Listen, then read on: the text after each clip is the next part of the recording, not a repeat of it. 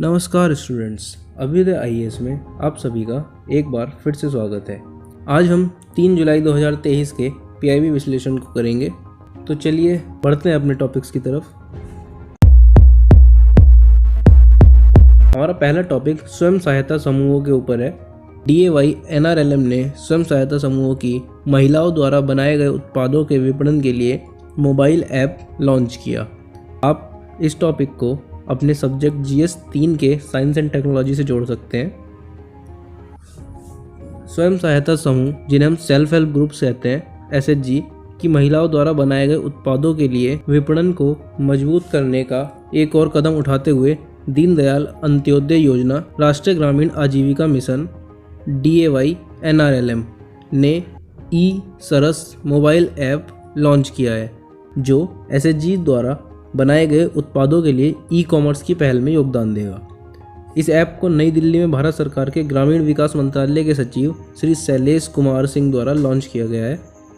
इस अवसर पर श्री शैलेश कुमार सिंह ने नई दिल्ली में मंत्रालय के जनकपुरी स्थित कार्यालय में ई-सरस पूर्ति केंद्र का भी उद्घाटन किया है। ई-सरस पूर्ति केंद्र का प्रबंधन foundation for development of rural value chains मतलब FDRVC, ग्रामीण विकास मंत्रालय और टाटा ट्रस्ट द्वारा संयुक्त रूप से गठित एक गैर लाभकारी कंपनी द्वारा किया जाएगा और इसका उपयोग ग्राहकों द्वारा ई-सरस पोर्टल और ई-सरस मोबाइल ऐप के माध्यम से खरीदे जाने वाले उत्पादों के प्रसंस्करण, पैकेजिंग और शिपिंग के लिए किया जाएगा। यह ग्राहक के दरवाजे तक ऑनलाइन ऑर्डर लाने के लिए आवश्यक लॉजिस्टिक्स को संभालेगा।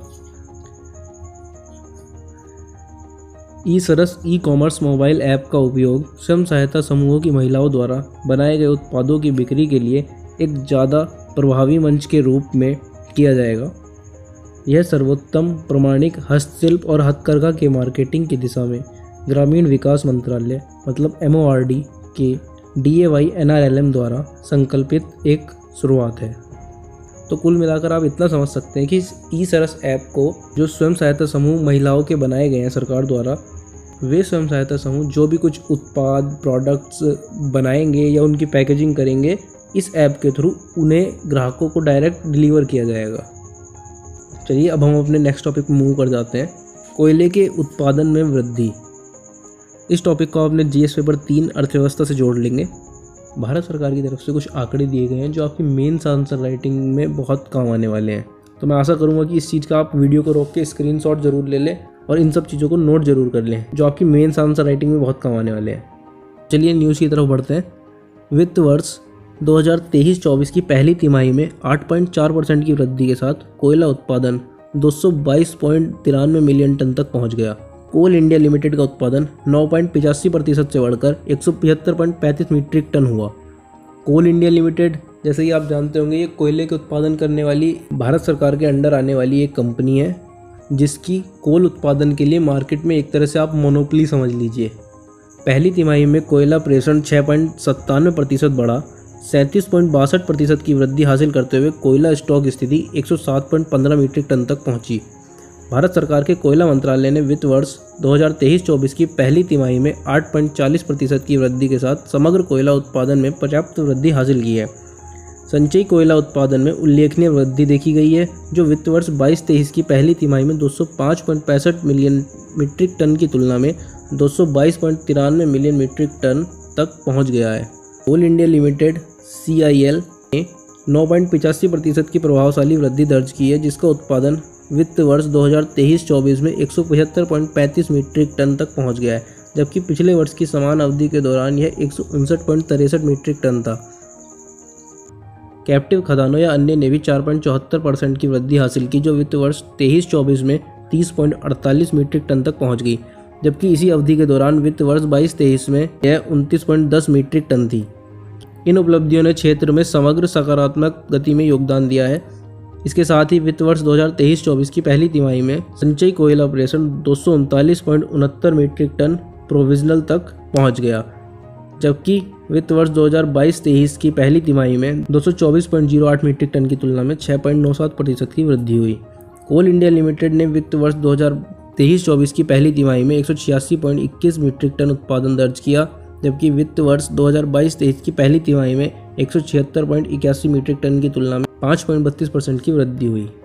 वहीं SCL और कैप्टिव या अन्य ने वित्तीय वर्ष 23-24 की पहली तिमाही में 18.07 मीट्रिक टन और 35.41 मीट्रिक टन की तुलना में वित्त वर्ष 22-23 की पहली तिमाही में 17.30 मीट्रिक टन और 29.97 मीट्रिक टन की तुलना में क्रम से 4.45% और 18.16% की वृद्धि दर्ज की है।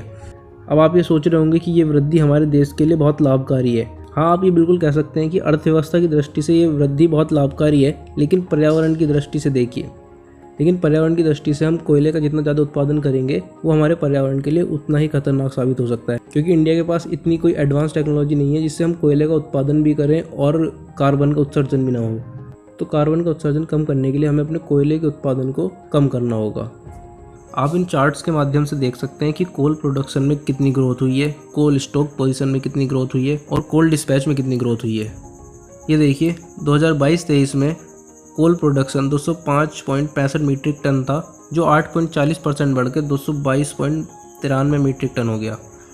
कोल स्टॉक पोजीशन 2022-23 में 77.86 मीट्रिक टन था, जो 37.62% बढ़ के 107.15 मीट्रिक टन हो गया। कोल डिस्पैच 2022-23 में 224.08 मीट्रिक टन था, जो 6.97% बढ़कर 230.69 मीट्रिक टन हो गया। तो आप देख सकते हैं कि भारत सरकार द्वारा इस वित्तीय वर्ष में हर चीज़ में ग्रोथ हुई है। आप इन आंकड़ों को ध्यान रखेंगे जो आपके लिए या तो प्रीलिम्स या फिर मेंस में डायरेक्ट पूछ लिए जाएंगे। चलिए अपने नेक्स्ट टॉपिक पे मूव कर जाते हैं। टॉपिक 3 है सतत विकास लक्ष्य। आपको पता होगा कि सतत विकास लक्ष्य हमारे लिए कितने इंपॉर्टेंट है। UPSC हो जाए या फिर कोई स्टेट PCS हो जाए, इन सब एग्जाम्स में डायरेक्ट सतत विकास लक्ष्य पे क्वेश्चन आ जाता है। सतत विकास लक्ष्य 14, सतत विकास लक्ष्य 15, सतत विकास लक्ष्य 16 या 17 या कोई भी सतत विकास लक्ष्य को डायरेक्ट नंबर से पूछ लिया जाएगा आपसे, और आपको वो टेबल मिलानी होगी कौन सा सतत विकास लक्ष्य किस नंबर में मैच करता है। तो आपको इन्हें नंबर वाइज याद करने पर जोर देना पड़ेगा। आप इस टॉपिक को अपने GS पेपर 1, 3, समाज, अर्थव्यवस्था, पर्यावरण या और भी सब्जेक्ट से जोड़ सकते हैं। ये टॉपिक आपके लिए सबसे ज़्यादा इंपॉर्टेंट होने वाला है।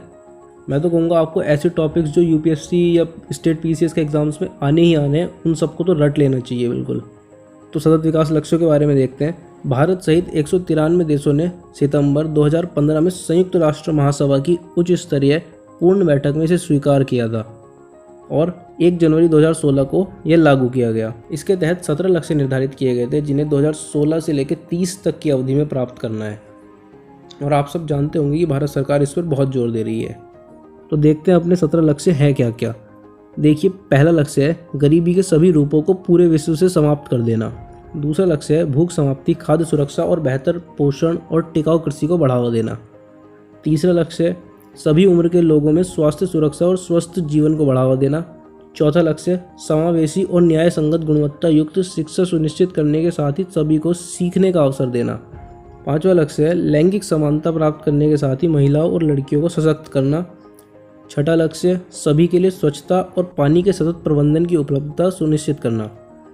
सातवां लक्ष्य सस्ती, विश्वसनीय, टिकाऊ और आधुनिक ऊर्जा तक पहुंच सुनिश्चित करना, जिसके लिए हमें नवीकरणीय ऊर्जा स्रोतों को अपनाना होगा और भारत सरकार द्वारा समय समय पर इन नवीकरणीय ऊर्जा स्रोतों को बढ़ावा भी दिया जा रहा है। आठवां सभी के लिए निरंतर समावेशी और सतत आर्थिक विकास, पूर्ण और उत्पादक रोजगार और सभ्य काम को बढ़ावा देना। नवा है बुनियादी ढांचे, समावेशी और सतत औद्योगिकरण का विकास। 10वां लक्ष्य देशों के बीच और भीतर असमानता को कम करना। 11वां लक्ष्य सुरक्षित और टिकाऊ शहर और मानव बस्तियों का निर्माण करना। 12वां लक्ष्य स्थायी खपत और उत्पादन पैटर्न को सुनिश्चित करना, या फिर आप ऐसे भी कह सकते हैं कि जिम्मेदारी के साथ उत्पादन और उपभोग करना। 13वां लक्ष्य जलवायु परिवर्तन और उसके प्रभावों से निपटने के लिए तत्काल कार्रवाई करना। 14वां लक्ष्य स्थायी सतत विकास के लिए महासागरों, समुद्र और समुद्री संसाधनों का संरक्षण और उपयोग। 15वां लक्ष्य स्थलीय पारिस्थितिकी प्रणालियों, सुरक्षित जंगलों और जैव विविधता के बढ़ते नुकसान को रोकने का प्रयास करना। 16वां लक्ष्य शांति और न्याय के लिए समितियों का निर्माण करना। 17वां लक्ष्य की प्राप्ति के लिए वैश्विक भागीदारी। अब आप कनेक्ट कर पा रहे होंगे कि भारत सरकार इनमें से बहुत सारे लक्ष्यों के लिए अग्रसर है और 2030 तक हम कई लक्ष्यों को प्राप्त भी कर लेंगे। तो चलिए आपके लिए होमवर्क, आप मुझे बताएंगे कि भारत और यूके के बीच होने वाले किन्हीं 2 युद्धाभ्यासों के नाम क्या क्या हैं। तो कमेंट करना ना भूलिएगा। तो आज के हमारे PIB विश्लेषण में इतना ही था। कमेंट करके ज़रूर बताइए कि ये सेशन आपको कैसा लगा, और आशा करता हूँ कि आप सब मन लगाकर पढ़ रहे होंगे। तो पढ़ते रहिए, बढ़ते रहिए। अभ्युदय IAS की तरफ से बहुत बहुत धन्यवाद।